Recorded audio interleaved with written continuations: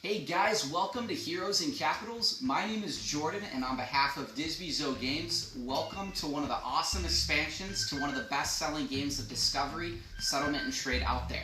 We're going to be explaining today some of the components relating to this newest expansion. This is assuming here that you already know the rules to the original game itself. Now, we are really excited to begin to market this and get to share one of our kind of original thoughts with you, and we're pretty excited. This is going to be a great new expansion to something you've been enjoying playing for years and years. Now, one of the first components of the game is the hero card. The hero card here is represented by this card right here. It's going to be purchased with 2 brick and 1 wheat, and basically this is going to give you the ability to roll an extra die on your turn. That's going to give you several advantages I'm going to explain right here. So again, 2 brick and 1 wheat. On your turn, you're going to have the ability to roll the blue die. Now, unlike the resource card die, where resources are distributed to everyone who's playing the game, the blue die, the hero die, is going to only give you specific resources. Now, just based on this card right here, when you do purchase the card, initially you're going to lay it face up so everyone can see exactly what you have. On your next roll, these different numbers on the left-hand side are going to be what's going to happen when you roll the dice. So for example here, if a 1 is rolled, you're going to notice the attack symbol. What that's going to mean is you're going to have the ability to basically attack and steal a card from any player in the game who does not have a hero card already purchased. The other ones are pretty simplistic. We're looking at a 4 for sheep, 5 for wheat. Those are going to be corresponding to the resource cards already out there, but that's going to be something, if a 4 was rolled on your hero dice, you're going to get that for your hand. Now, one important thing to note, if you're rolling through the game, it gets to your hand and you have 7 cards in your hand, which, as people know, is the number that could spell doom for your next roll.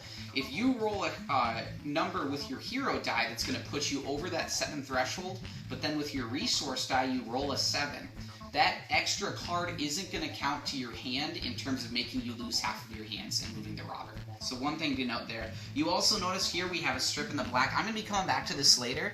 In this case, if a 6 is rolled, you're going to get a card of your choice, but that's only activated upon achieving a certain level in another part of the game. Okay. Alright, the next component of the Heroes and Capitals expansion is going to be the ship card. The ship card right here is going to be purchased at any point during the game for 2 wood and 1 sheep. Now the ship card is going to activate a whole new level of different possibilities on your specific turn. So what we have right here is this is going to be a face down card viewing only to you. You have the ability before your resource roll when it comes to your turn to activate your ship card and have a number of things happen. In this case specifically, we can see that there's an 8 written on the card. That's going to mean that instead of rolling a resource dice like normal, you have the ability to play this and predetermine the roll that's going to happen. So for example, if you have a heavy population of 8 numbers, some good Monopoly cards out there, you're going to be able to play this and know right away that an 8 is going to get rolled. Everyone on the table is going to collect as if an 8 was the resource card rolled. Now, a couple of cool specific components that this one happens to correlate to is if your ship card has a special symbol underneath it, you can also activate it on your turn, not to change the roll of the dice, but to get a different card of your choice. For example, the crown card right here is going to allow you to change this card in, utilize it, sacrifice it for a hero card. For another example right here is we have the compass card. The compass would allow you to change in and exchange this card for an event card that you would then add to your hand. Another option you have at the bottom that we'll see later on is going to be a road. That would basically allow you to play this card and get to play a road according to the rules of the game anywhere on the board. So again, in essence, you're looking at the ability to purchase a card that will let you predetermine the role and change some cool components of the game. Now here's another really interesting function of it is, when you have these cards, if you play them face up, they're basically going to stay with you, but they're going to be almost like discarded hands. Now when you do have a ship card that you haven't played yet, meaning a face down ship card, you're going to have an accruing total of them. When you get to 3 unplayed ship cards, you will be able to have the card, kind of like a longest road card. It's called largest fleet. What that's going to mean is that you're going to instantly have 1 extra victory point, and it's very similar to a largest army or a longest road in the sense that if another person has more than 3 unplayed ship cards out there, they're going to take this card, and that's going to be for them. So again, it'll add 1 victory point to your accruing total, and it can be taken from you or taken back depending on who has the largest number of unplayed ships.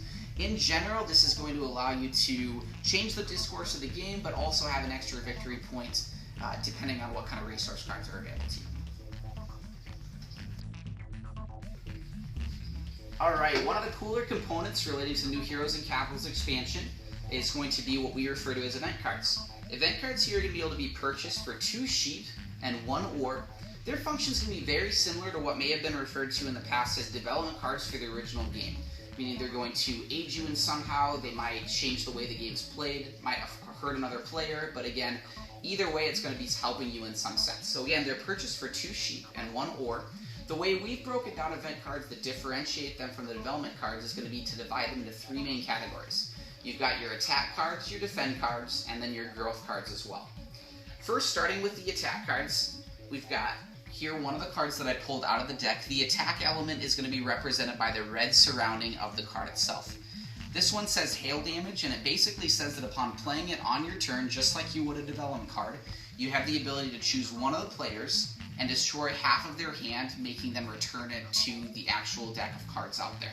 So if a player has 10, 15 cards from having just used Monopoly, you have the ability to choose one person and having them round up, so keeping more than they have, they're going to lose half of their hand.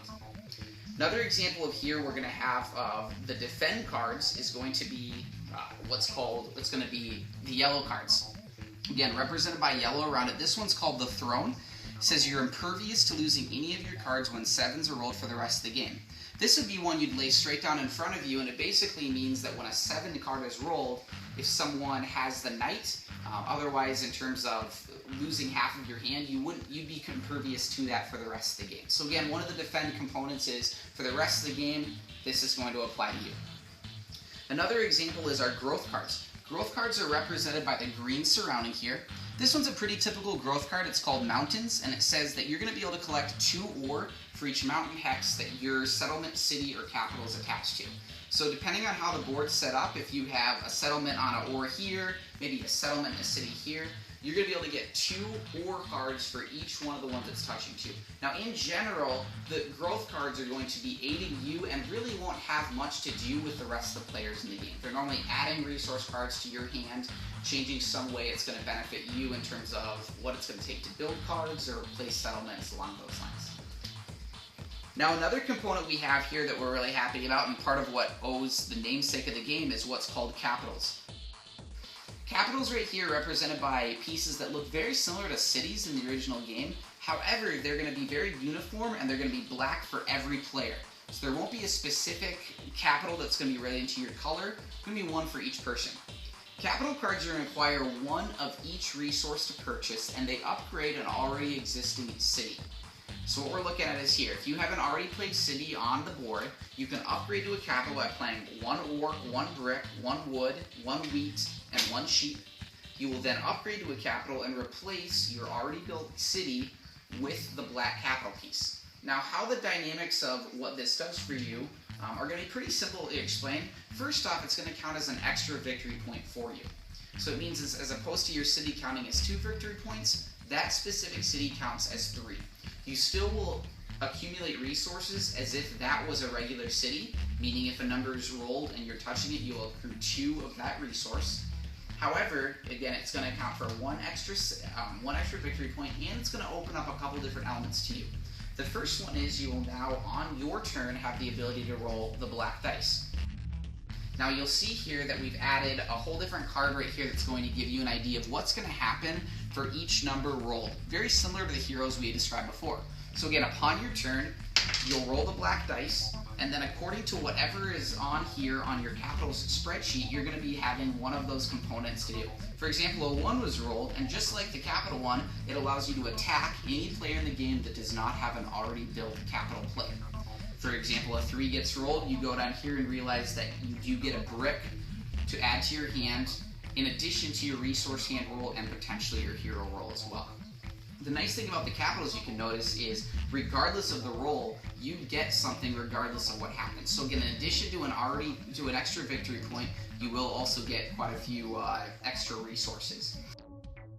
Now another element too, as we had described before, is in addition to the cards you get with your black dice, it also opens up this black section for your hero dice as well. Now normally that black section is going to be somewhat of a special option. In this case, it's a card of your choice. So that means if you have a city, a capital, and a hero, and a 6 is rolled, you'll notice that you're going to get a card of your choice. So again, if you just have a hero played, the white sections open up to you. If you have a capital in your deck out there, you're going to get the ability to have the black cards as well. Now, lastly, one element we added for those players that like the components of the Heroes and Capitals deck, but maybe are pretty familiar with it and want to add something else, is we did add the weapons cards.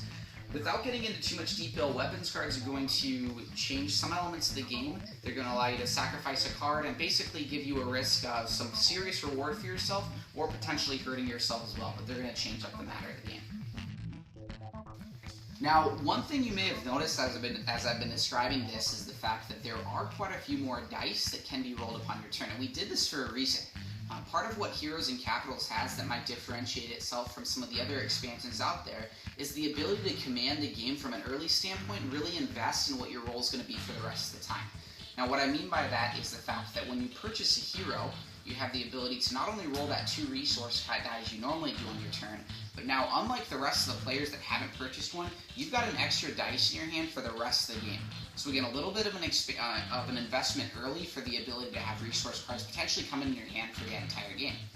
Now, additionally, when a capital's rolled, that will also allow you to have 3 dice rolled as well. So you get that black one added, which again is adding more resource cards to your hand. The cool thing is when you have both a capital and a hero, you have a max roll potential of 4 dice every time it's your turn.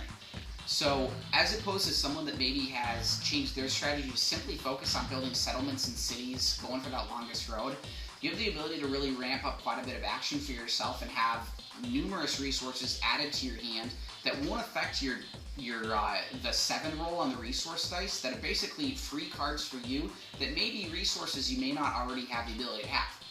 For example, you may not have a ton of ore out there. If you have a hero dice that gives you some access to ore, it changes the dynamics of the game and allows you to have the ability to get some resources that originally maybe you didn't have the ability to do. So again, 4 dice rolled, 2 of them count for everybody, 2 of them specific to you, adds a whole new element to the game. Now, we appreciate the fact that you guys are interested in this. We're really excited to get it out there. We believe it's going to change the way that you've already played the game, maybe add a different avenue that some of the other expansions haven't. Please let us know if you have any questions. Our Facebook page is open. The rules will get into a little bit more detail with each one of these, but I hope it was a good explanation of how some of the components work. Thank you for your time, and on behalf of DisbeZO Games, have a great day.